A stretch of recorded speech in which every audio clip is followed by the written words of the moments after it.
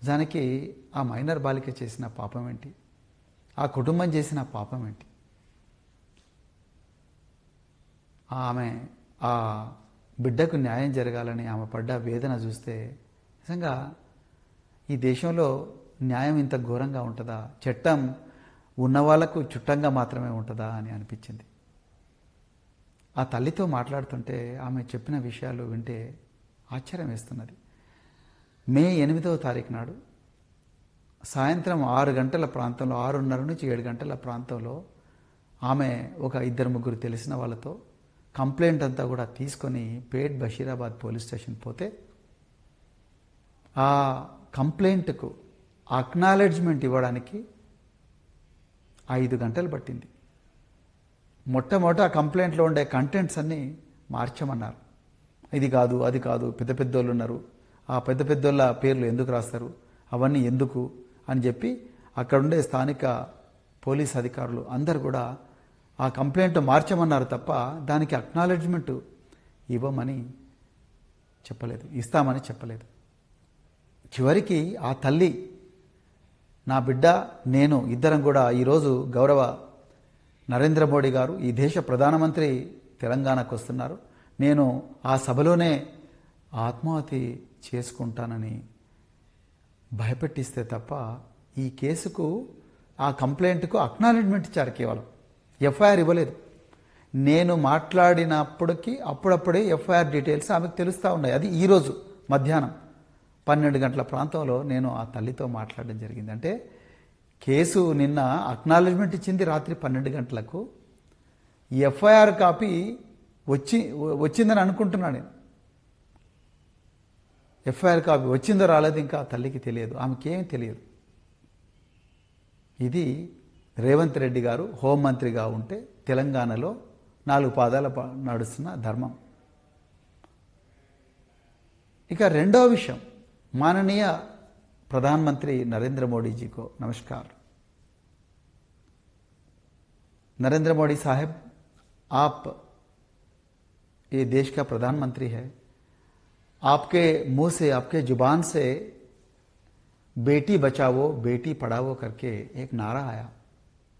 देश में बेटी को बचाने के लिए बरसों से, सदियों से यहाँ महिलाओं के ऊपर जो जुर्म हो रहा है, जो बलात्कार हो रहा है, जन्म होने से पहले ही महिला का हत्या हो रही है, इसीलिए आप बेटी बचाओ बेटी पढ़ाओ करके एक योजना का कल्पना किए। लेकिन मोदी साहब, अमित शाह जी, आपके कैबिनेट में एक गृह मंत्री माननीय बंडी संजय जी, उसका सुपुत्र, उसका बेटा एक मासूम लड़की के ऊपर, एक माइनर लड़की के ऊपर बलात्कार किया है। ये बहुत बड़ा जुर्म है। पोक्सो के कानून के मुताबिक ये बहुत बड़ा जुर्म है। मोदी साहब, आज वो केंद्र मंत्री आपका बगल में बैठने वाले हैं, आपका सामने हजारों लोग, तेलंगाना के महिला लोग आपका सामने बैठने वाले हैं, आपका भाषण सुनने वाले हैं। हमको आश्चर्य हो रहा है कि अभी तक आप बंडी संजय साहब को क्यों निलंबित नहीं किया, वो अभी तक वो कैबिनेट से क्यों बरतरफ नहीं किया। वो लड़की खुद बोल रही है, वो लड़की के मां बोल रही है, वो इंसाफ के लिए पुलिसों का सामने लड़ रही है, अभी तक उसको इंसाफ नहीं मिला है। आप 2018 में एमजे अकबर करके एक फॉरेन मिनिस्टर, विदेश शाखा का मंत्री था, उसको आप मीटू मूवमेंट में एक इल्जाम आया करके उसको इस्तीफा देने के मजबूर कर दिया, उसको कैबिनेट से हटाया गया। मोदी साहब, आप बंडी संजय साहब को भी कैबिनेट से निलंबित कीजिएगा।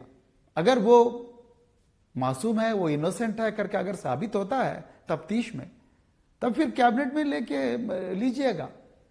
वो बहुत बड़ा अहम मिनिस्टर है, वो आप देश की सुरक्षा के लिए वो बहुत इंपॉर्टेंट आदमी है, तो आप कैबिनेट में ये पूरा तफ्तीश होने के बाद अगर वो इनोसेंट है तो आप फिर कैबिनेट में लीजिएगा। लेकिन आज क्या मैसेज आप देने वाला है तेलंगाना पूरा ना केवल तेलंगाना, पूरे देश के जनता देख रही है आपका भाषण के तरफ से. మిత్రులారా, ఇది మామూలుగా జరిగిన నేరం కాదు. నేను ఆ అమ్మతో మాట్లాడితే భయం వేసింది. బండి సంజయ్ గారి కొడుకు బండి సాయి భగీరథ్, ఆయన మిత్ర బృందం ఎలాంటిదో నిన్న ప్రెస్ మీట్లో చెప్పిన, ఈ రౌడీ గ్యాంగులు ఎలా ఉంటాయనేది, గూండా గ్యాంగులు ఎలా ఉంటాయనేది వీడియోల సాక్ష్యాలతో సహా తెలంగాణ ప్రజలందరికీ వివరించే ప్రయత్నం చేశాను. వీళ్ళ మిత్రులందరూ కలిసి ఒక షరతులు పెట్టుకున్నారట. బెట్టింగ్, ఎట్లా మనం అమ్మాయిలను పడేయాలి, సోషల్ మీడియా ద్వారా అందమైన అమ్మాయిలను ఎట్లా మన వలలో వేసుకోవాలని దోస్తులందరూ కలిసి షరతులు పెట్టుకొని స్నాప్చాట్, ఇన్స్టాగ్రామ్లలో పింగులు చేసుకుంటా, మంచి మంచి ప్రొఫైల్స్కు పింగులు చేసుకుంటా, నేను ఆ కులమే, నువ్వు ఆ కులమే, మన ఇద్దరం ఒకటే కులం, మనందరం ఇట్లా చేసుకోవచ్చు అట్లా చేసుకోవచ్చు అని చెప్పి ఎంజాయ్ చేయొచ్చు లైఫ్ను, మీకు మంచి స్టేటస్ ఉంటుంది, అది ఇది అని చెప్పేసి షరతులు పెట్టుకొని అమ్మాయిలను తమ బుచ్చిలోకి లాగిండ్రు. ఇది ఆ తల్లి నాకు చెప్పింది. ఒక్కసారి ఆలోచించండి, మన అమ్మాయిలు అందరూ తెలంగాణలో సురక్షితమేనా? బీజేపీ అంటుంది నెక్స్ట్ టార్గెట్ బెంగాల్ తర్వాత నెక్స్ట్ టార్గెట్ తెలంగాణ అంటున్నారు. అంటే తెలంగాణలో ఉండే మా బిడ్డలందరినీ ఈ విధంగా ఉచ్చులోకి లాగుతారా? బండి సంజయ్ గారి కుమారుడి లాగా. నేను ఇలా బండి సంజయ్ గారిని అడుగుతా ఉన్నా, కేంద్ర హోంమంత్రి అమిత్ షా గారిని అడుగుతా ఉన్నా, आपके पास आईबी है, इंटेलिजेंस ब्यूरो है, आपके पास पूरे सेंट्रल पैरा मिलिट्री फोर्सेस है, क्या कर रहे थे ये लोग? एक यूनियन होम मिनिस्टर का बेटा देश के बेटियों का बारे में इतना जुर्म कर रहा है, उसके खिलाफ इतना जुर्म कर रहा है, उसके ऊपर अत्याचार कर रहा है, बलात्कार कर रहा है, फार्म हाउस में, अपार्टमेंट्स में, सर्विस अपार्टमेंट्स में, दोस्तों के साथ. कहां सो रही थी इंटेलिजेंस ब्यूरो? ఎక్కడ పండుకున్నది intelligence bureau? Union home minister, కేంద్ర హోంశాఖ సహాయ మంత్రి కొడుకు ఇంత ఘోరంగా అమ్మాయిలను ఇన్స్టాగ్రాము, స్నాప్చాట్ వాడి వలలో వేసుకొని ఇంత ఘోరంగా చేస్తుంటే ఏం చేస్తా ఉన్నారు? దీనికోసమైనా బండి సంజయ్ని ఈరోజు క్యాబినెట్ నుంచి బర్తరఫ్ చేయాలి. లేకపోతే మోడీ సాహెబ్, आप आज परेड ग्राउंड में लोगों को जो बोल रहा है उसके बारे में कोई भी नहीं सुनेगा. आप मंच से ही ये बंडी संजय साहब को निलंबित कीजिएगा. अगर वो गुनहगार नहीं हो तो उसको फिर वापस में कैबिनेट में लीजिएगा, तफ्तीश होने दीजिएगा. ये लड़की का बात सुनिएगा. आप लड़की को अपना प्रधानमंत्री कार्यालय को बुलाइएगा. I just don't understand how a person who has been accused of ragging cases, assault cases and many other cases and with the dubious behavior, how he was allowed into Prime Minister's office. Where was IB vetting? Where was SPG vetting? His only qualification was his Union Home Minister's son, and Honorable Prime Minister of India had the time to take a picture with this boy. What a shame. What a tragedy. A child molester takes a picture with the Honorable Prime Minister of this country, who is one of the longest serving Prime Ministers of this country.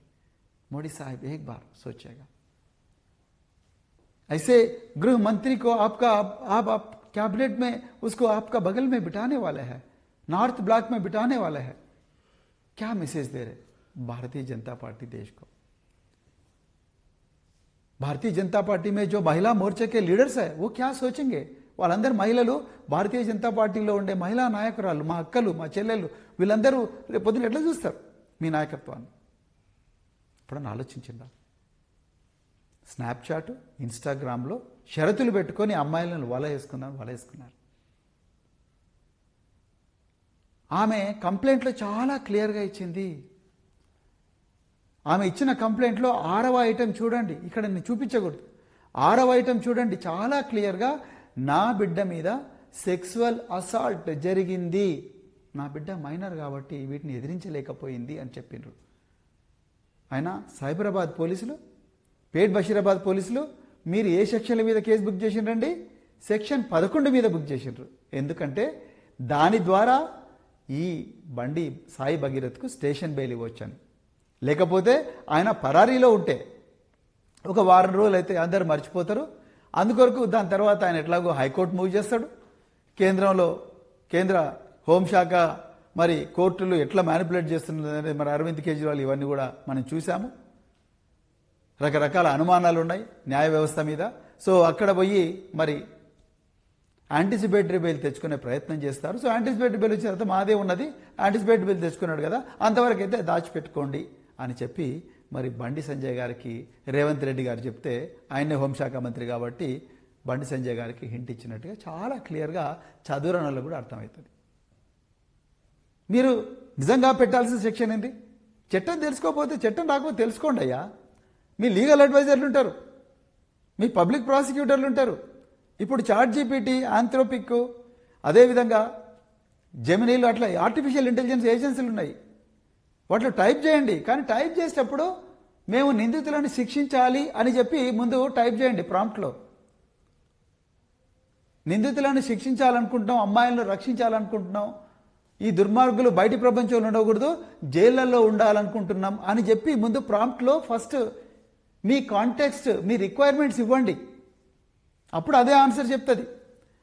ఇతను union home minister కొడుకు కాబట్టి ఇతన్ని రక్షించాలనుకుంటామని మీరు prompt ఇస్తే artificial intelligence ChatGPT కూడా రక్షించాలంటే ఏమేమి మార్గాలు ఉన్నాయో అవన్నీ చెప్తుంది. మీరు ఆ ప్రశ్న అడిగినందుకే మీకు సెక్షన్ 11 చూపించింది మీ ఆర్టిఫిషియల్ ఇంటెలిజెన్స్. మీ లీగల్ అడ్వైజర్లు కూడా అదే చెప్పిండ్రు. మీరు వీడిని జైలుకు పంపించాలి. వీడు ఇంతకుముందే 2023లో కూడా చాలా కేసులు ఉన్నాయి. ఈ అమ్మాయి చాలా ఆధారాలు ఇచ్చింది, వాళ్ళ అమ్మ నాకు ఆధారాలు ఇచ్చింది అని అనుంటే అది సెక్షన్ 8 పెట్టమనేది. నేను చేయని నేరాన్ని ఆ అమ్మాయి ఇవ్వని కంప్లైంట్ను రిజిస్టర్ చేయమని నేను అంటలేను. కానీ మీరు సెక్షన్ 8 పెట్టాల్సి ఉండే, సెక్షన్ 11 పెట్టకూడదు. ఘోరంగా అసాల్ట్ చేసిండు అతను. ఆమె పాయింట్ 6లో చాలా క్లియర్గా చెప్పింది. అది మీరు సెక్షన్ ఆల్టర్ చేయాలి, సిపి సైబరాబాద్ గారు. మూడవది, సాయంత్రం 7 గంటలకు తల్లిపోయిన వెంటనే 12 గంటల వరకు కూడా దానికి ఎఫ్ఐఆర్ రిజిస్టర్ చేయలేదు. ఒక చైల్డ్ మీద పోక్సో అనేది చాలా తీవ్రమైన నేరం, 2012లో వచ్చింది చట్టం. ఒక చైల్డ్ మీద అత్యాచార యత్నం జరిగితే ఆమె కన్సెంట్ ఉన్నప్పటికీ కూడా, ఆమె ఒప్పుకున్నప్పటికీ కూడా ఆమె మైనర్ అయితే అది నేరం అవుతుందని యూనివర్సల్ లా చెప్తుంది. Any consent given by a person under 18 years of age is not a consent at all, it is not admissible అని చాలా చట్టమే చెప్తుంది. మీరు సెక్షన్ 8 చేయాల్సి ఉండే. అదేవిధంగా మీరు ఇమ్మీడియట్గా ఎఫ్ఐఆర్ బుక్ చేయాల్సి ఉండే.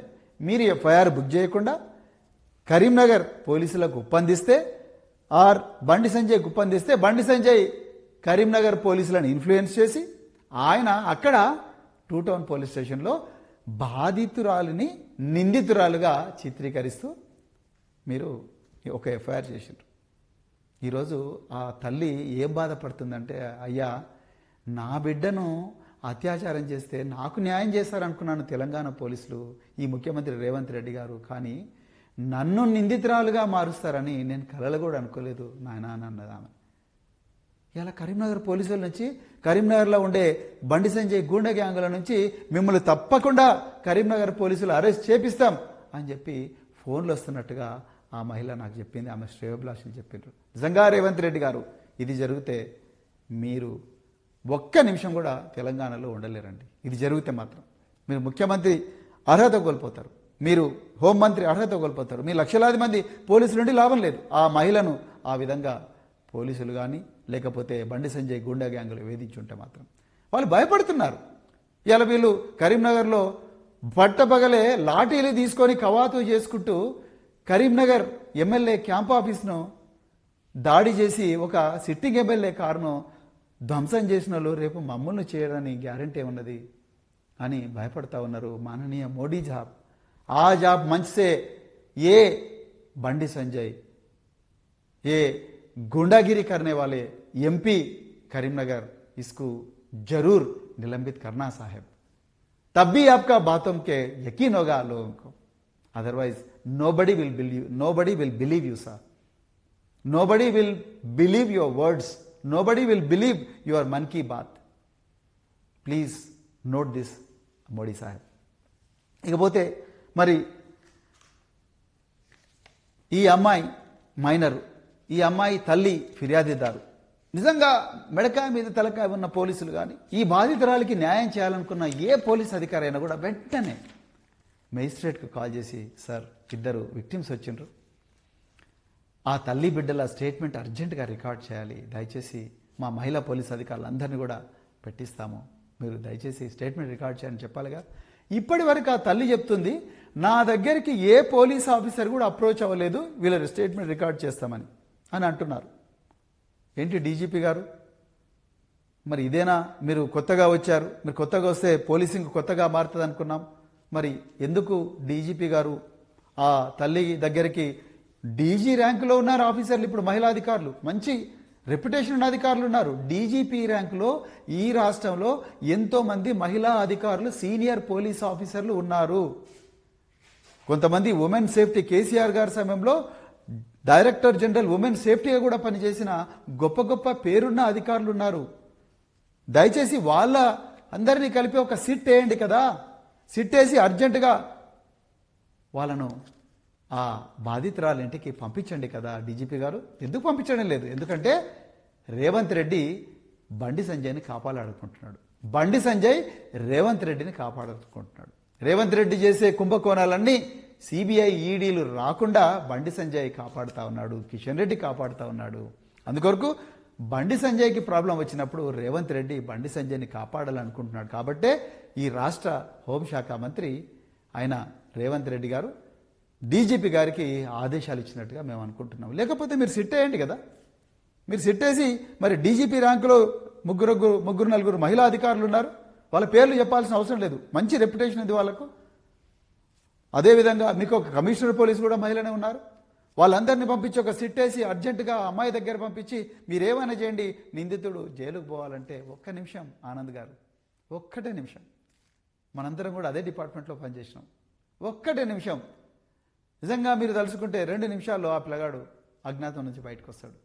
కానీ మనం తలుచుకోవడం లేదు కాబట్టి ఆయన రేపు యాంటిసిపేటరీ బెయిల్కి అప్లై చేస్తాడు, ముందస్తు బెయిల్కి అప్లై చేస్తాడు, బరాబర్ వస్తుంది. ఎందుకంటే మీరు పెట్టినవి సెక్షన్ 11 చిన్న చిన్న కేసులు పెట్టిర్రు, 2 సంవత్సరాలు 3 సంవత్సరాల శిక్ష.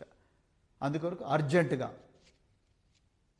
దీంట్లో 164 అంటే 183 బిఎన్ఎస్ఎస్ 164 సిఆర్పిసి స్టేట్మెంట్ అర్జెంటుగా రికార్డ్ చేయాలి. ఇంకొక ముఖ్యమైన విషయం,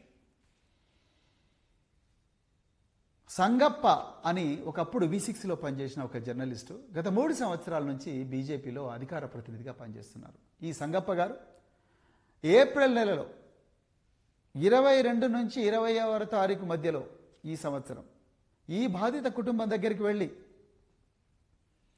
వాళ్ళందరితో మాట్లాడి వాళ్ళందరినీ తీసుకొని హైదరాబాదులో జూబ్లీ హిల్స్లో నివాసం ఉంటున్న బండి సంజయ్ గారి ఇంటికి వీళ్ళను తీసుకుపోయినరు. ఆ అమ్మాయి తన బాధంతా వెళ్ళబుచ్చుకున్నది. ఇగో మీ కొడుకు నన్ను ఈ విధంగా చేసిండు, ఇగో వీడియోలు ఇట్లున్నాయి, చాటింగ్లు ఇవి ఉన్నాయి, అవన్నీ ఉంటే బండి సంజయ్ గారు చెప్పింది ఏందయ్యా అంటే, అమ్మ నాకు చెప్పిందండి, బండి సంజయ్ గారు చెప్పింది ఏంటంటే, మీరు మీ బిడ్డ ఎంతమందితో తిరిగిందో ఏందో నాకు తెలియదు, నేను మాత్రం దీనికి ఒప్పుకునే సవాలే లేదు. ఇంకోటి కూడా మీకు ముచ్చట చెప్పాలనుకుంటున్నా, నేను మా బీజేపీ పార్టీ నన్ను బీజేపీ రాష్ట్ర అధ్యక్షుడి పదవి నుంచి తీసేస్తే నా కోసం 8 మంది ఆత్మహత్య చేసుకున్నారు. ఇంకా నా సంగతి ఏందో మీకు అర్థమైంది కదా, రేపు మీ మీద ఏం జరిగినా మళ్ళీ నేను రెస్పాన్సిబుల్ కాదు, నకరాలు చేయకూరి, ఇక్కడ నుంచి వెళ్ళిపోండి, ఏదైనా సెటిల్ చేసుకుందాం అని చెప్పి భయపెట్టించి పంపించిండట. ఇది సంగప్ప గారి సమక్షంలో జరిగింది. ఆ మహిళ చెప్పింది నాకు. ఇవాళ నేను హైదరాబాద్ పోలీస్ కమిషనర్ గారిని, డీజీపీ గారిని డిమాండ్ చేస్తా ఉన్నా, బండి సంజయ్ గారి ఇంటి దగ్గర ఉండే సీసీటీవీ కెమెరాల ఫుటేజ్ అర్జెంటుగా తీసుకోండి, ఆయన కాల్ డీటెయిల్స్ తీసుకోండి, సంగప్ప కాల్ డీటెయిల్స్ తీసుకోండి, ఈ బాధితుల కాల్ డీటెయిల్స్ తీసుకోండి, వాళ్ళ టవర్ లొకేషన్స్ చూడండి. మీకు 2 నిమిషాల్లో కేంద్ర హోంమంత్రి ఏం చేసిండో మీకు అర్థమవుతుంది. మీరు అవన్నీ చేయలేదు, ఇంకా మీరు ఆయన కాపాడాలని ప్రయత్నం చేస్తున్నారు. ఎందుకంటే రేవంత్ రెడ్డికి ఎట్లనే చేసి బండి సంజయ్ని కాపాడాలన్నది ఈ మహిళల మీద వీళ్ళకుండే గౌరవం ఏదో మనకు అర్థమవుతున్నది. ఇలా రీల్స్ మీద రీల్స్ చేసే సీతక్క గారు ఎందుకు మాట్లాడడం లేదు? కొండా సురేఖ గారు ఎందుకు మాట్లాడడం లేదు? ఎందుకు మాట్లాడింది? కాంగ్రెస్లు ఒక్కరన్నా మాట్లాడుతున్నారా? ఒక్కరన్నా ఎక్కడ పోయారు మీ వాళ్ళందరూ రోడ్ల మీదకి? ఎందుకు రాలేదు? ఎందుకు రావడం లేదు రోడ్ల మీదకి? సోనియా గాంధీ గారికి ఈ విషయం చెప్పినరా? ప్రియాంక వధేరా గారికి ఈ విషయం చెప్పినరా? మీరు చెప్పలేదు. కేవలం బీఆర్ఎస్ పార్టీ కొట్లాడుతున్నది ఈ కుటుంబం గురించి, ఎవ్వరు కొట్లాడతలేదు. నేను ఇలా అడుగుతా ఉన్నా, జెన్జీ అంటే 2000 సంవత్సరం తర్వాత పుట్టిన బిడ్డలు ఎవరైతే ఉన్నారో ఈ బాధిత బాలిక కూడా జెన్జీనే. ఎక్కడున్నారు మీరు? సైలెంట్గా ఇళ్ళ దగ్గర ఉంటే అయిపోయిందా? రేపు పొద్దున ఈ అమ్మాయికి అయింది, రేపు ఇలాంటి దుర్మార్గులు వలలు వేసి స్నాప్చాట్ ద్వారా కానీ, వాట్సాప్ ద్వారా కానీ, ఇన్స్టాగ్రామ్ ద్వారా కానీ, ఫేస్బుక్ ద్వారా కానీ వలలు వేసి మనందరినీ, మన పిల్లలందరినీ నాశనం చేయరని గ్యారంటీ ఏమున్నది? I request Gen Z to look at this, see this horrific crime. Do you really feel that you are safer in this state of Telangana in the rule of Mr. Revanth Reddy and Bandi Sanjay? Absolutely not. This is the high time that you raise your voice for your own safety, for the safety of all your colleagues, for the safety of lakhs of youth, particularly the women and children in the state of Telangana. Please raise your voice, my dear fellow Genjis. ఇక మిత్రులారా, మరి నిన్నటి నుంచి honey trap నేను ఇప్పుడు చెప్పిన Instagram, Snapchat theory మీకు అర్థమైపోయి ఉంటుంది. మీకు చాలా ఈజీగా అర్థమైపోయి ఉంటుంది హనీ ట్రాప్ ఎవరి మీద ఎవరేస్తున్నారు. కానీ ఈ హనీ ట్రాప్ అనేదే నిజమైన కథనం అని చెప్పి బండి సంజయ్ గారి పిఆర్ఓ అందరూ మీడియా ఛానళ్లకు, అన్ని పత్రికలకు ఫోన్లు చేస్తున్నారంట. మాకు కొంతమంది ఛానల్ వాళ్ళు, కొంతమంది పత్రికల వాళ్ళు చెప్తున్నారు, మాకు ప్యాకేజ్ కూడా చూపిస్తున్నారు వాళ్ళు. మీరు ఇది వేయకపోతే మీకు ఇంత ప్యాకేజ్, మీకు వేయకపోతే ఇంత ప్యాకేజ్, ఇది పబ్లిష్ చేయకపోతే ఇంత. అందుకొరకే మీరు చూడండి మిత్రులారా, ఇవాళ ఆంధ్రజ్యోతి మొదటి పేజీలో ఎక్కడ కూడా ఈ మైనర్ బాలిక మీద కేంద్ర మంత్రి కొడుకు చేసిన అత్యాచారం గురించి ఎక్కడ కూడా రాలేదు మొదటి పేజీలో. ఇక చూడండి, ఈనాడు మొదటి పేజీలో ఎక్కడ కూడా కేంద్ర మంత్రి మీద జరిగిన, కేంద్ర మంత్రి కొడుకు ఒక మైనర్ బాలిక మీద చేసిన అత్యాచారం మీద ఒక్క న్యూస్ రాలేదు. దిశలో ఎక్కడ కూడా మీరు చూడండి, శంకుస్థాపనలు, ప్రారంభోత్సవాలే వీళ్ళకి ముఖ్యం, మన భద్రత ఏ మాత్రం కూడా లేదు. చూడండి, దిశలో కూడా ఎక్కడ కూడా లేదు. కేవలం ఈ న్యూస్ వచ్చింది ఒక్కటే ఒక పత్రిక, నమస్తే తెలంగాణ ఫ్రంట్ పేజీలో వేసింది. అదేవిధంగా తెలంగాణ టుడే. అంటే ఇప్పుడు అర్థమైంది అనుకుంటాను తెలంగాణ ప్రజలకు, ఎవరి తెలంగాణ ప్రజల ధన మాన ప్రాణాల రక్షణ గురించి ఎవరు తప్పిస్తున్నారు, ఏ పత్రిక తప్పిస్తుంది. నేను ఇవాళ మీడియా వాళ్ళందరికీ కూడా నేను ఇక్కడ మిమ్మల్ని క్రిటిసైజ్ చేస్తలేను.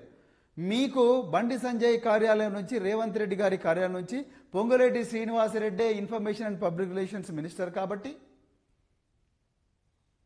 ఆయన ఆల్రెడీ ఈడీ కేసులో ఇరుక్కున్నాడు కాబట్టి, ఈడీ అంటే కేంద్ర హోంమంత్రి అమిత్ షా కంట్రోల్లో ఉంటుంది కాబట్టి, ఇక్కడ ఒక్క పత్రికలో న్యూస్ వచ్చినా మళ్ళీ నేను జైలుకు పోతాను పొంగులేటి అనుకొని, రేవంత్ రెడ్డి పొంగులేటి ఇద్దరు కూడా, మరి ఆయన ఓటుకు నోటు కేసులు ఉన్నాడు, నేను ఈడీ లగ్జరీ వాచ్ల కేసు ఉన్నాడు, ఇవి రెండిట్లలో కూడా మేము జైలుకు పోతావురా బాబు ఎందుకని చెప్పి మీడియా వాళ్ళందరికీ చెప్పి, ఆ కేంద్ర హోంశాఖ సహాయ మంత్రి బండి సంజయ్ గారి పిఆర్ఓ ఎట్లా చెప్తే అట్లా రాసిండ్రు. అందుకొరకే హనీ ట్రాప్ అని చెప్పి ఆ అమ్మాయే సాయి భగీరథ్కు వల వేసిందని చేస్తున్నారు. నేను నిన్నే చెప్పిన, సాయి భగీరథ్ ఆయన జేమ్స్ బాండ్ 007 కాదండి, ఆయన అక్యూజ్డ్ 001. అందుకొరకే నేను మళ్ళీ రిపీట్ చేస్తున్నా, ఈ సంగప్ప మీద కూడా ఎఫ్ఐఆర్ నమోదు చేయాలి, ఈయనను కూడా నిందితుడిగా పెట్టాలి. ఈయనకు తెలుసు అక్కడ నేరం జరిగిందని. ఒక మైనర్ బాలిక కన్సెంట్ ఇచ్చినా కూడా ఆ మైనర్ బాలిక మీద అత్యాచారం జరిగితే అతను, అవతల వ్యక్తి నేరస్తుడు అవుతాడు. ఆ విషయాన్ని పోలీసులకు చెప్పకుండా రాయభారం నడిపి ఆ బండి సంజయ్ యొక్క కొడుకైన సాయి భగీరథ్ను రక్షించే ప్రయత్నం చేసిన సంగప్ప కూడా ఇందులో నేరస్తుడే. అర్జెంటుగా బీజేపీ సంగప్పను బహిష్కరించండి, బహిష్కరించాల్సిందే. ఒక బేటీ బచావో అన్నారుగా మీరు బహిష్కరించాలి కదా, ఎందుకు బహిష్కరిస్తలేరు మరి సంగప్పను? అందుకొరకు సంగప్పను అర్జెంటుగా బహిష్కరించాల్సిన అవసరం ఉన్నది. ఆయన మీద కూడా ఎఫ్ఐఆర్ నమోదు చేయాల్సిన అవసరం ఉన్నది. అదేవిధంగా ఈ సాయి భగీరథ్ మిత్రులు ఎవరైతే ఉన్నారో, శ్రీరామ్ అనే వ్యక్తి నిర్మల్ పోలీసుల్లో నిర్మల్ పోయి ఒక ఎస్ఐకి కంప్లైంట్ ఇచ్చిండట. నిర్మల్ పోలీసులు ఏమో మా దగ్గర ఏ ఎఫ్ఐఆర్ రిజిస్టర్ కాలేదంటున్నారు. కానీ ఆయన ప్రత్యేకించి బండి సంజయ్ కొడుకే మేము నిర్మల్ పోలీసులకు పోయినామంటున్నారు. అదేవిధంగా ఆ అమ్మాయి తల్లి కూడా చెప్తుంది, మేము నిర్మల్ పోలీస్ స్టేషన్కు మమ్మల్ని పిలిపించిండ్రు. ఆ శ్రీరామ్ అనే వ్యక్తి ఈ బండి సాయి భగీరథ్ యొక్క దోస్త్ అంట. ఈ అమ్మాయి మీద మళ్ళీ కంప్లైంట్ ఇప్పించిండ్రు. వాళ్లకు ఈ భయం కూడా ఉన్నది, మమ్మల్ని నిర్మల్లో కూడా ఏం చేస్తారో, మమ్మల్ని కరీంనగర్ పోలీసులు ఏం చేస్తారో అని భయపడతా ఉన్నారు. సివి ఆనంద్ గారు, డీజీపీ గారు, దయచేసి మీరు ఇందులో చొరవ తీసుకోవాలి. ఈ నిర్మల్లో వీళ్ళ ఎంబడిపోయిన ఎస్ఐ ఎవరైతే ఉన్నారో ఆయన మీద చట్టపరమైన చర్యలు తీసుకోవాలి. ఈ 7 గంటల నుండి మధ్యరాత్రి 12 గంటల వరకు కూడా ఈ బాధిత కుటుంబానికి ఎఫ్ఐఆర్ నమోదు చేయకుండా నీళ్లు నమిలిన పేట్ బషీరాబాద్ ఎస్హెచ్ఓ ఎవరైతే ఉన్నారో అతన్ని అర్జెంటుగా సస్పెండ్ చేయాలి. అతన్ని గైడ్ చేసిన ఉన్నతాధికారులు ఎంత పెద్దోళ్ళైనా సరే వాళ్ళను సస్పెండ్ చేయాల్సిందే. పక్కన ఆంధ్రప్రదేశ్లో చూడండి, 5 మంది ఐపీఎస్ ఆఫీసర్లు కూడా సస్పెండ్ చేసి ఒకరిద్దరిను జైలుకు పంపించారు.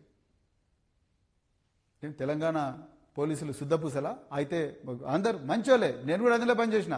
కానీ కొంతమంది మాత్రం ఈ విధంగా కేంద్ర హోంమంత్రికి సపోర్ట్ చేస్తున్నట్టుగా చాలా క్లియర్గా అర్థమవుతుంది. నిందితుడిని కాపాడే ప్రయత్నం చేస్తున్నట్టుగా అర్థమవుతున్నది.